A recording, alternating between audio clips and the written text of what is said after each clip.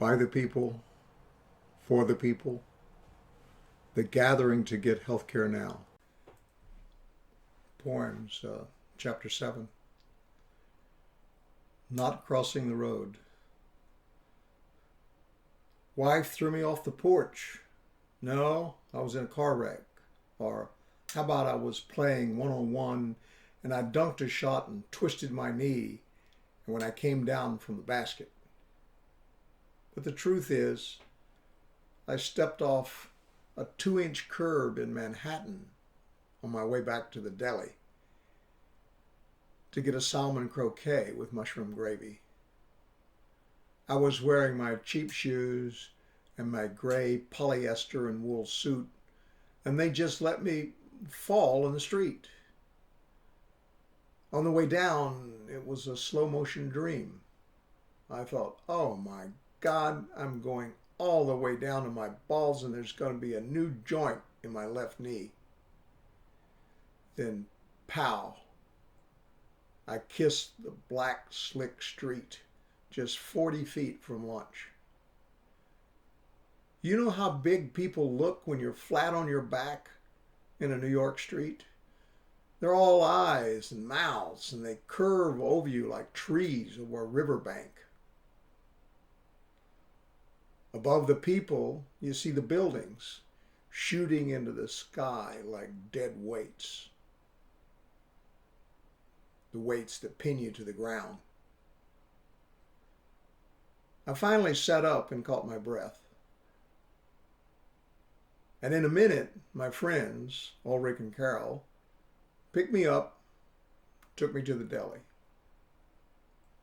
Ulrich cleared a path to the back of the deli, and Carol half carried me to the table. The waitress followed us, asking what had happened. Ulrich told her I'd fallen, and she excitedly asked where. I said I'd fallen across the street. She said she knew that store across the street and that I could sue them for sure. I said, no, I'd fallen in the street. She said, in that case, I could sue the city and they would pay. She knew it. And I said, no, I wasn't suing anybody. The street had not jumped up and hit me.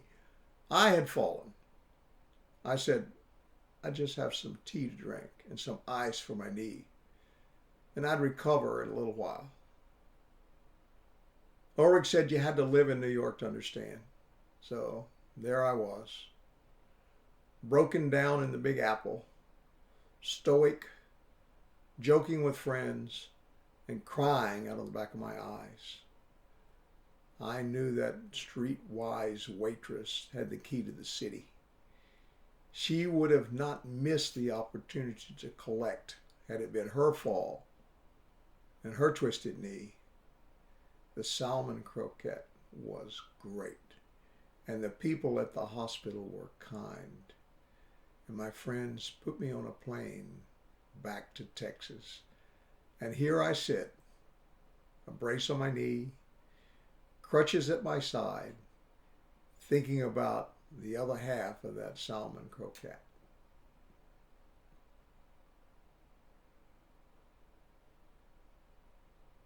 Wartime, peacetime, anytime. War's not so bad once you get the hang of it. Stay away from the officers in the field.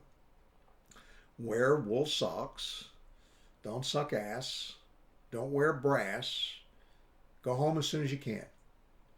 Don't be fooled by you're a man. Listen to how many guys were picked up by sisters, fucked, and dragged back to camp unconscious. Listen to how you have to light all the drinks, then blow out the flame before you chug a log. War's hell. They wake you up the next morning at dark, no matter what you did the night before. Peace is different. You stand at the bar all night without a match to light your drinks. The sisters never come, and you hurry home to eat before your better half knows you were jacking off the moon. Still, some things don't change. Former officers throw up in the executive washrooms. So don't stand next to them. The suckasses never get a shot at the moon. Wool socks dry faster. And the con, be a man, is the same manipulation.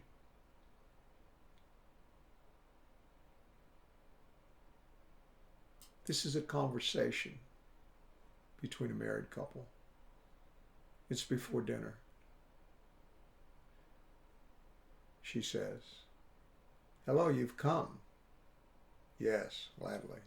"Please be seated in our house." "It's my pleasure. I have prepared something for us. Can I get you some wine before dinner?" "No, let's talk first." "Please, some wine." "Okay, if you insist. Do you want ice in it?" "Yes." It's not as good that way.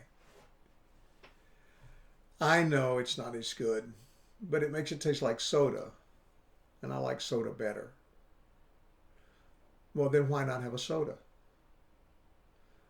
"Well, you have the wine already, and we're going to talk."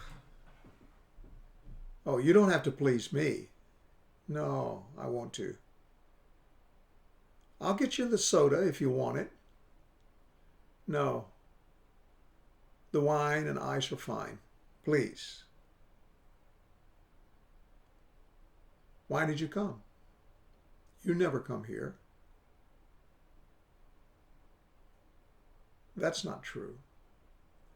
I'm here often. You just don't see me." "That's a lie. Even when you come, you wish you were not here. And the wish is on your face. And so you're not really here." "Well, I'm here now. I'm here to talk." "Why now?" "Why have you waited until you're old to talk?" "All of the yesterdays I waited for you to talk, and you were mute. You sealed your lips, and when I spoke, you walked away. So now, you want to talk? All right, talk." "No, I was talking before. You were never listening. See my eyes? I talk with my eyes. See my hands? I talk with my hands. You don't have to use words. I've always talked." "That's not talking. That's objecting. That's reacting. It's just anger and lust and appetite. Talk is with your mouth. You make sounds and people understand them. It's like creation, like making something out of nothing. It's nice you haven't forgotten how." "No, that's not fair. I heard everything you ever said and I answered it. It just didn't come out of my mouth. I was afraid you wouldn't like what I was saying." "Who did you think I was, your mother? Did you think I'd fill in your side of the conversation with the responses I wanted to hear? Did you think the motions of your hands and the flashing of your eyes were satisfactory?" "Oh, I'm sorry." "It doesn't matter now. I had a script too. It's all a bunch of shit anyway. It's not what you didn't say. I did see your eyes and your hands. It's what you did. It's what I did. It's what we did to each other. It's made us old, and every sweet thing that could have been never came to pass. We've built these two complex ways of living, and when they mesh, it's like rock salt and ice cream. I hate what you do. No, rather, I hate what you've become and what you refuse to do. You're killing yourself for nothing. But you don't have to listen to me. There's nothing wrong with you. We're just different, that's all." "I know that. I don't mind the differences." "Well, honestly, I do mind. But I don't see why they're so important. No two people ever mesh completely. When we're finally past all the cultural conditioning and all the little do's and don'ts of youth, when we are what are the differences won't matter. They're not rock salt in ice cream. They're crystals floating in a sweet white cloud. Yes, she said, till you put them on your tongue. Jesus, you like it when it's down to earth. If you can turn it with a spade and break the clots between your fingers and work it with dung, then it meshes for you. Then there's for you that sense of oneness that tires you first and then brings you to sweet sleep. The earth's not vain if you imagine things to be other than they are. That's not creative. Rock salt, crystals, but not the kind you imagine. You can't make nature fit your dreams. You can't force me to see the way you see and to think about my life as if it were your life. You've punched me into a corner again. I was only trying to make something out of the exaggerated differences you see in our separate lives. We really do have many things in common, more than others. I can't see why we don't start now, now that we know, now that we've said and done the awful things we told ourselves we'd never say or do. And see, we're not dead yet, and there's still a kind word to share and many other things. Well, some things I can't forget. I can't forget how you can't remember I'm here. I can't forget where your priorities are and where I fit in the thousands of things you do and will do again. I don't like being alone, but I'm learning to live that way. Well, I admit I've been a driven person, driven by me as if chased by a bull. It's not like I forgot you. It's more like I lost my mind.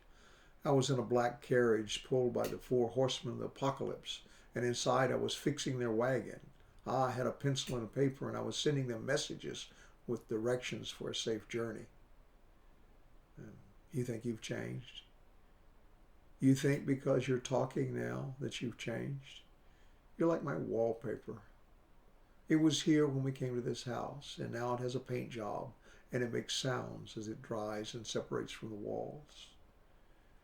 When we are at last alone, when all of the lives that we've made together are gone, will we just fall apart like the piece of wallpaper hanging there? Do you think to yourself that you've been like the wall, here to support me, the hanging paper? Has it really been that way?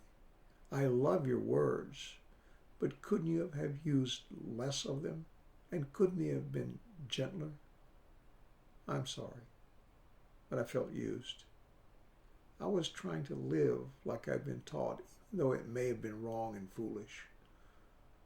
On the other hand, you've been a dunderhead. I love you anyway. You do good sex and philosophy. You also read aloud to me in the car and play Ain't It Awful better than anyone. I'll quit my job, it's shit. You're lying again, but you're funny. Are you ever going to make any money? No, I didn't think so.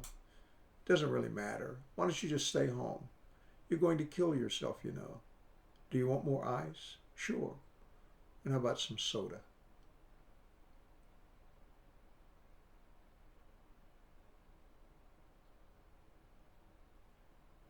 A dream. When I dream, I'm not what I am. Unless I'm considering being, I'd be, if I were not dreaming, what I am. I dreamed a man came into my bedroom, and I could not see him, but I saw a flashing knife in his hand. I heard myself scream, no, no, no, yet no sound came from my mouth. I got up in the dark to stop him, yet I felt that my body had not moved. The knife he held was like a light, yet it did not break the darkness. I had known this man from childhood. He had been in other dreams. I screamed again until I woke my other self. As I clicked on the bedside lamp, the flashing knife went out. The dream was gone. The beginning. Can we agree? Can we meet? If we meet, can we agree? Can we then say, that we agree. It would be easier to say that we agree than to agree. Then when we meet, we could say later that we had said we would agree. But would we have agreed? Maybe. If we did not have to sign that we had said we would agree, the question whether we had agreed would be open. Then, when we met, we could agree not to sign the agreement that we had agreed.